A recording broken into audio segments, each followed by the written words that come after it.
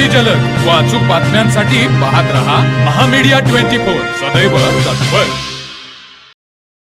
कोल्हापूर विमानतळावर विमानातून चरसची तस्करी करण्याचा एक धक्कादायक प्रकार समोर आला असून स्थानिक गुन्हे अन्वेषण शाखेच्या सतर्कतेमुळे हा डाव फसला आहे।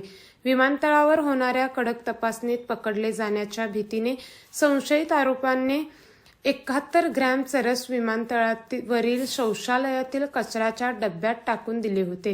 हे चरस घेऊन त्याची विक्री करण्याचा प्रयत्न करणाऱ्या विमानतळ कर्मचारी ओमकार अर्जुन मिठारी याला स्थानिक गुन्हे अन्वेषण शाखेच्या पथकाने अटक केली आहे।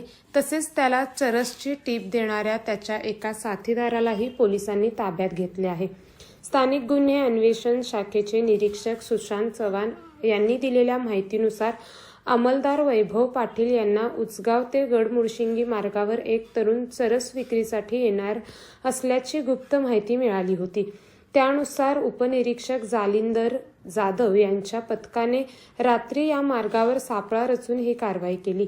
पोलिसांनी आरोपीकडून 71,000 रुपयांचे चरस, मोबाईल आणि दुचाकी असा एकूण 1.25 लाखचा मुद्देमाल जप्त केला आहे।